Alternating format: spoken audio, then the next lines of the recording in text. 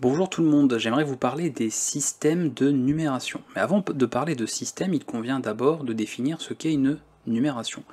Pour cela, et pour faire très simple, je vous propose cette définition qui consiste à dire qu'une numération, c'est un ensemble de conventions pour représenter des nombres. Ça peut être au travers de signes, de symboles, de gestes, de formes, pour avoir finalement cette représentation de nos différents nombres que nous allons retrouver.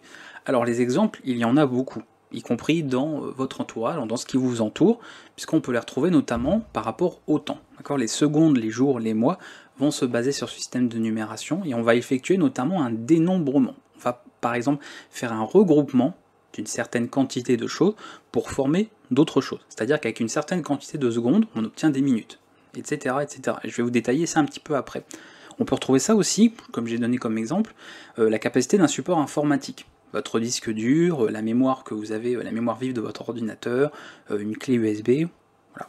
Quel que soit le support finalement, possède une capacité, cette capacité est exprimée également avec une certaine valeur. Okay, et le comptage indo-arabe que l'on connaît parfaitement, c'est-à-dire le fait de simplement compter, d'utiliser les chiffres que nous connaissons, 1, 2, 3, 4, etc., qu'on utilise bien sûr au quotidien dans tout ce que nous faisons. Voilà un peu comment ça se passe. Alors pour détailler un petit peu plus ces exemples, tout simplement, vous avez certainement compris donc cet usage du dénombrement qu'en ayant 60 secondes, on peut regrouper ce paquet de secondes, ces 60 secondes, en une minute. C'est exactement la même chose, c'est une autre équivalence avec une autre unité, c'est-à-dire qu'on passe de la seconde à la minute, mais on sait que 60 secondes est égal à une minute, comme nous avons 60 minutes qui forment une heure. D'ailleurs, je rappelle que on peut également constater que 24 heures forment une journée, et que 30 jours, alors ça dépend bien sûr des mois, il y en a c'est 31, d'autres c'est 28, 29 pour le mois de février, forment un mois, que 12 mois forment un an, et que, comme j'ai indiqué ici, 100 ans forment un siècle.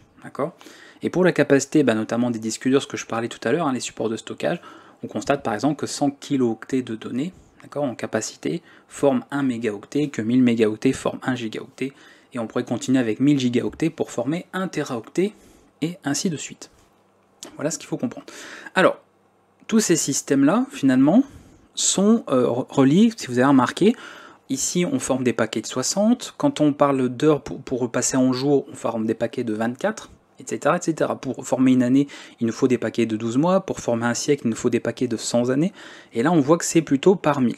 On observe comme ça finalement des regroupements, donc du dénombrement fait de différentes manières. Et pour pouvoir employer, et pour savoir en tout cas de quoi on parle, puisque c'est ce qui va vous servir par la suite sur de nombreuses formations sur la chaîne, on va parler de bases. Et des bases, vous en connaissez et vous en utilisez même peut-être sans le savoir. Alors la base décimale que j'ai citée en premier est une base évidemment que vous connaissez. C'est la base qu'on utilise pour compter 1, 2, 3, 4, ce que j'ai expliqué. Vous l'utilisez parfaitement et ça normalement vous en avez conscience a priori, parce qu'on l'apprend quand même à l'école. La base binaire, qui est une base dite en base donc 2, est une base qu'on va retrouver justement en informatique. Elle sera très importante à ce niveau-là et c'est pour ça que nous allons l'aborder ensemble. La base octale, on la retrouve aussi en informatique, généralement c'est par ce domaine-là qu'on l'aborde, qui est une base 8, et on a l'hexadécimal en base 16. Alors, si on décompose un petit peu ces dernières, parce que c'est bien de les énumérer, mais c'est bien de vous donner quand même un petit détail sur chacune, prenons la base décimale, on retrouve nos 10 chiffres que nous connaissons bien, c'est pour ça qu'on parle de décimale, pour 10, et on a donc de 0 à 9. On va pouvoir effectuer des groupements pour cette base, qu'on appellera des unités, dizaines, centaines, milliers, je vais vous expliquer pourquoi et qu'est-ce qu'on va en faire, pourquoi c'est hyper important pour comprendre justement la formation de nos nombres, selon les bases que nous avons. Si on prend l'exemple de la base binaire, qui parle peut-être un peu moins pour certains d'entre vous, elle est composée uniquement de 2 chiffres, le 0 et le 1. Et ici on aura des groupements qui sont nommés, qu'on peut nommer en tout cas, unités, 2n, 4n, etc. Donc vous voyez déjà, on est déjà moins familier avec ce genre de nommage. Autant vous normalement dizaines, centaines, milliers, ça vous parle beaucoup plus.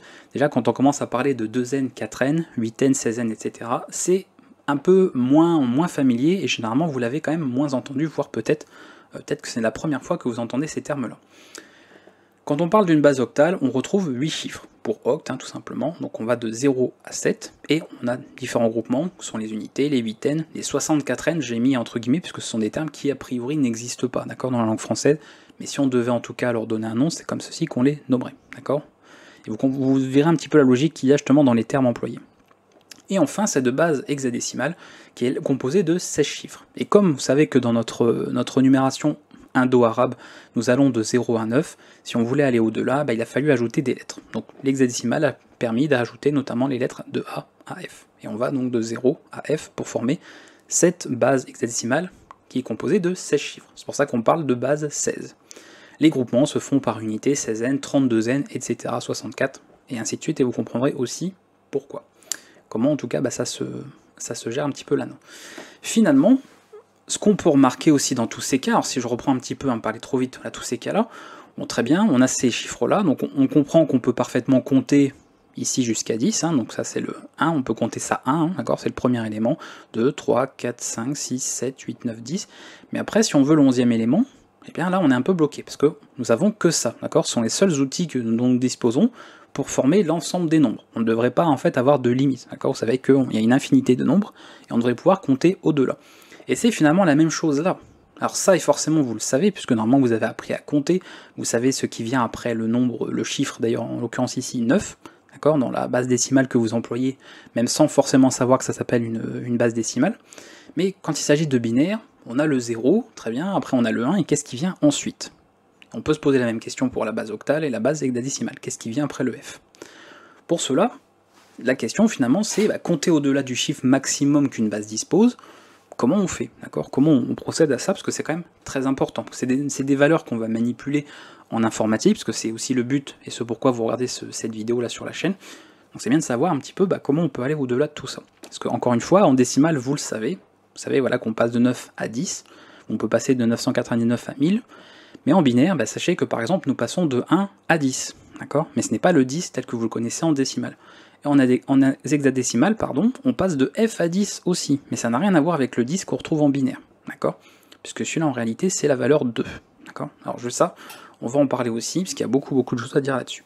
On parle, comme je l'ai indiqué dans le titre, de numération de position, d'accord? C'est ça qui va faire qui va donner en fait de l'importance aux valeurs que nous avons. Parce que là, si on lit tel quel, on pourrait penser que c'est notre 10 décimal, et on pourrait alors attribuer une valeur à ce nombre qui n'est pas forcément celle à laquelle on pense, puisqu'il s'agit en l'occurrence là de binaire. Je vais vous donner quelques exemples et j'avais besoin de noter quelques petites choses pour vous montrer comment on va faire ça. Prenons un exemple en base décimale, puisque vous la connaissez le plus pour le coup. On va prendre par exemple le nombre 123. D'accord? Alors je vais noter quand même précisément le décimal 123. On va décomposer ce dernier par rapport donc à cette position. Comment va fonctionner ce principe finalement de position dans un nombre? Et ça c'est très important encore une fois en informatique pour certaines choses que vous voudrez faire, bien sûr. S'il y en a par exemple qui font du langage d'assembleur, qui font du hacking, qui vont travailler en fait beaucoup avec des nombres et donc du stockage d'informations, ça va être quelque chose de très important à ce niveau-là. On va déjà procéder toujours par la droite. On commence toujours par la droite et c'est la partie donc la plus petite qui est ici. Ce qui est un peu logique puisqu'on avait vu, par exemple si je reprends cet exemple-là, et ça vous le savez que pour aller de 9 à 10, voilà comment se fait la transformation. On a le 9, et ensuite le 9 est remplacé par un 0, on va expliquer pourquoi, et on a un 1 qui est ajouté devant. Donc on comprend bien que c'est toujours celle-là la plus petite, c'est toujours la valeur ou la position de départ, et ensuite on ajoute des éléments toujours à gauche, d'accord? Et on n'ajoute pas d'éléments à droite. Si on le fait, vous verrez qu'il se passe autre chose. Donc pour cela, je vais décomposer.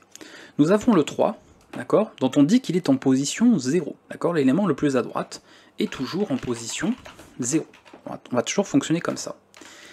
Il est donc ici, il y a donc possibilité par rapport à sa position de lui déterminer ce qu'on appelle un poids. Le poids d'un nombre, donc ici d'ailleurs le poids d'un chiffre, c'est tout simplement la valeur qu'il a multipliée par rapport à la puissance de sa base.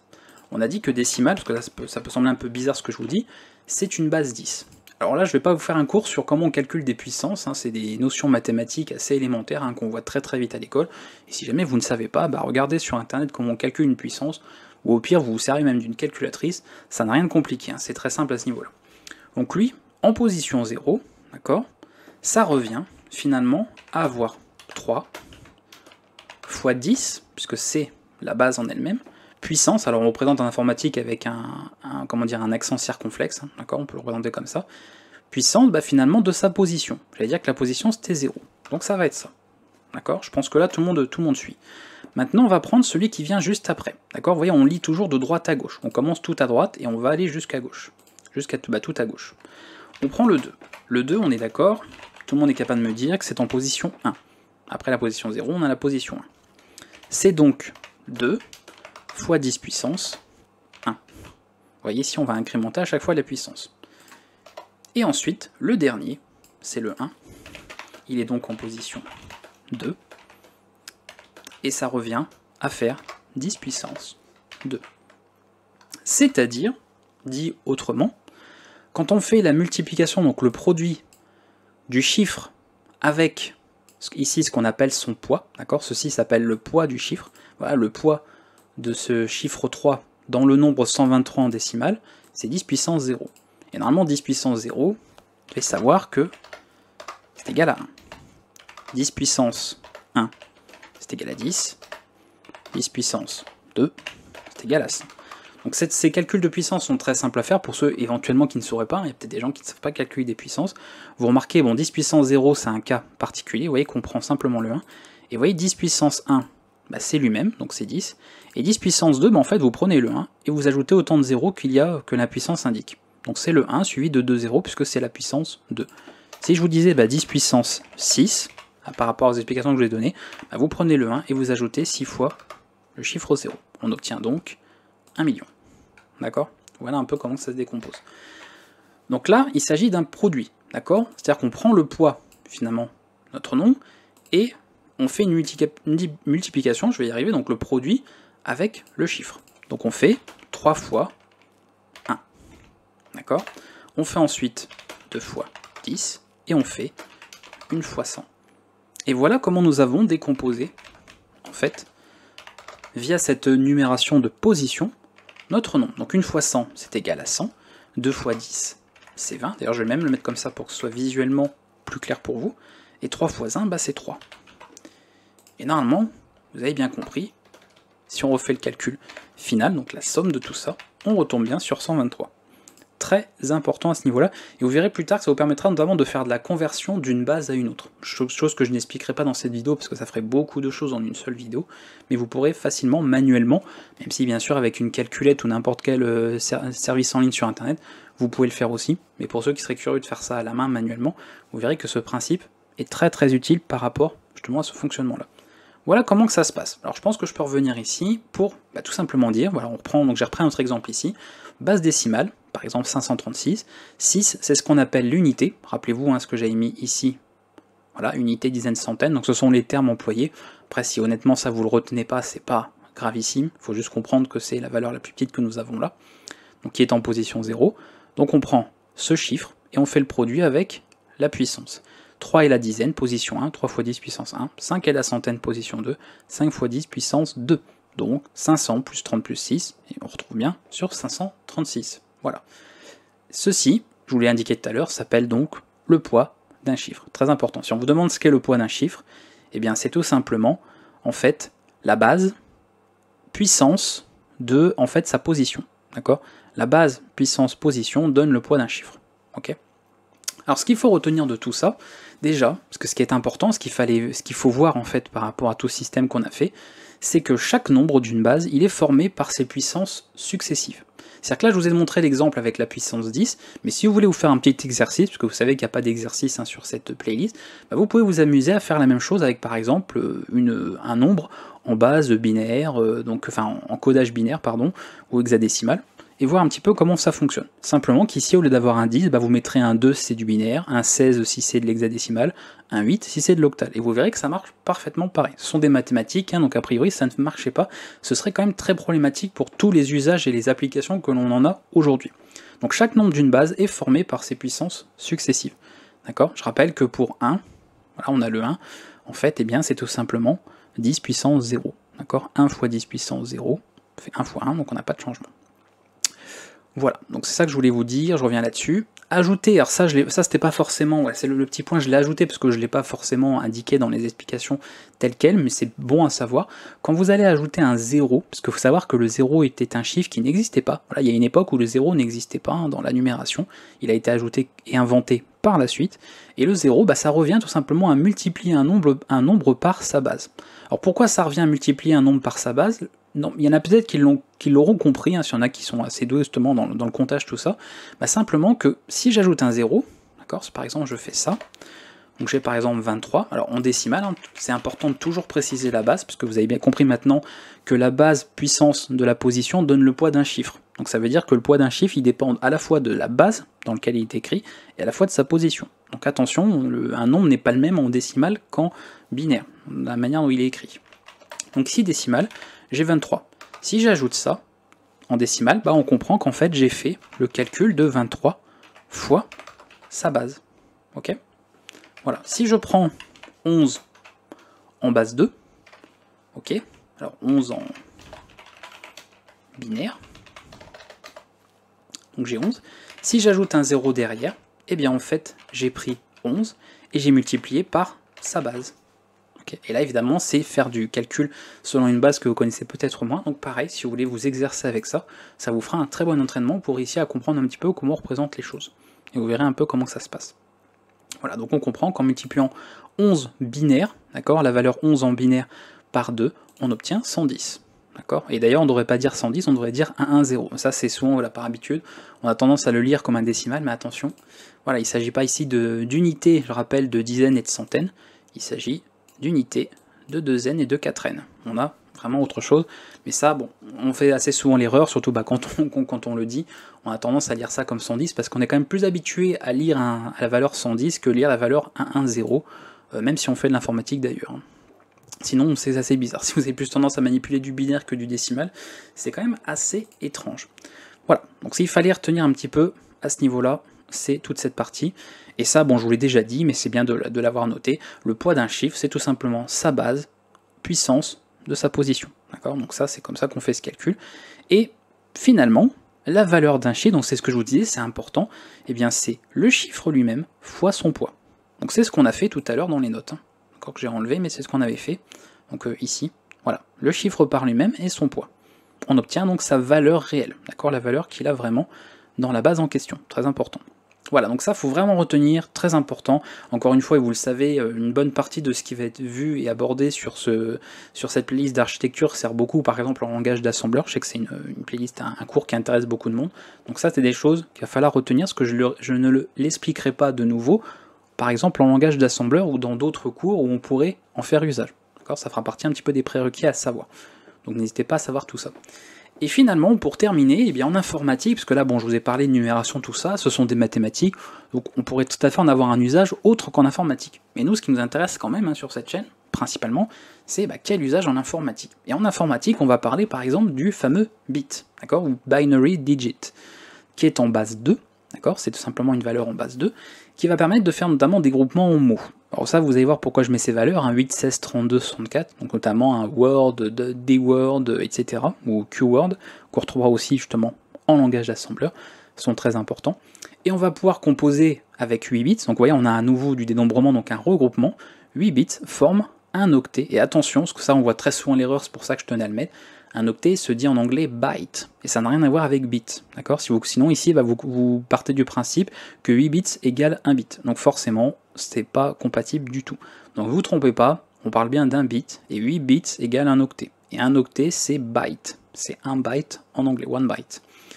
Et j'ai indiqué aussi, parce que ça pourra servir pour pas mal de choses par la suite, et ça rejoint un petit peu ce principe de puissance qu'on a déjà vu, dans un octet, on peut avoir en fait 256 valeurs. En comptant le 0, d'accord, il faut compter le 0, sinon ça ferait que 255, mais si on compte la valeur nulle également, on observe que, vous voyez, j'ai expliqué que pour le bit, on avait donc quelque chose, une information en base 2, donc on reprend cette base, et on fait la puissance du nombre d'éléments qu'on a, donc 8, et vous savez finalement qu'avec un octet, vous pouvez enregistrer autant d'informations. Ça vous permettrait par exemple un jour, si vous savez, ça c'est intéressant pour les programmeurs, vous savez quand on parle par exemple des types de données, quand on dit un int ça prend tant d'emplacements, ça prend par exemple 4 octets en mémoire, ou ça prend que telle donnée prend 8 octets en mémoire, si vous ne savez plus exactement le nombre de valeurs possibles que vous pouvez mémoriser dans ce type de données, il vous suffit tout simplement de refaire le calcul. Voilà, vous saurez automatiquement. Est-ce que par exemple en 2 puissance 32, 2 puissance 64, vous obtenez une valeur et vous saurez si la valeur que vous voulez mémoriser, elle passe dans la fourchette en fait qui est acceptée et qui est acceptable pour ce type de données ou pas. On peut très facilement comme ça retrouver les valeurs possibles pour tout simplement une taille en fait de données. Voilà. Alors c'est pas forcément par cœur, mais on peut facilement le retrouver à l'aide d'un simple calcul. Voilà, je pense que tout est dit. Comme l'indique ce titre, c'est déjà terminé. Je vous ai donné pas mal d'informations au niveau des systèmes de codage. Alors évidemment, on en reparlera dans pas mal d'autres vidéos. Là, c'était une vidéo assez généraliste pour présenter ces systèmes de codage, et notamment les plus, on va dire, ceux qui nous intéressent le plus et qui vont nous servir le plus sur la chaîne. Comprenez qu'au niveau des bases, pour terminer cette vidéo, on pourrait tout à fait créer une base pour n'importe quoi. D'accord, la base 20 existe, la base 60 existe, vous l'avez vu, hein, pour compter pour avoir des heures à partir de minutes ou des minutes à partir d'heures, c'est de la base 60, et on peut inventer une base pour n'importe quelle valeur. La base 1, la base 2, la base 3, la base 4, pour n'importe quelle valeur, les bases sont bonnes. On pourrait même faire des bases en fait avec des valeurs irrationnelles, hein, pour ceux qui sont très intéressés par les mathématiques, sachez que c'est tout à fait possible. On ne peut pas en 0, mais avec tout ce qui est autre que 0, on peut tout simplement définir une base. Donc ça c'est important à savoir, mais bien sûr on va se contenter de ces 4 là. Le binaire, le décimal, l'octal et l'hexadécimal, ce sera déjà pas mal. N'hésitez pas si vous avez des questions à apporter concernant cette vidéo ou sur ce que j'ai pu expliquer là. On viendra encore une fois sur pas mal d'autres termes dans d'autres vidéos d'architecture, mais déjà là ça a permis de pas mal dégrossir toutes ces informations là. Comme vous avez vu, il y a beaucoup de théoriques, n'hésitez pas bien sûr à toujours prendre des notes si nécessaire par rapport à ça, c'est très important pour pouvoir retenir un maximum de choses.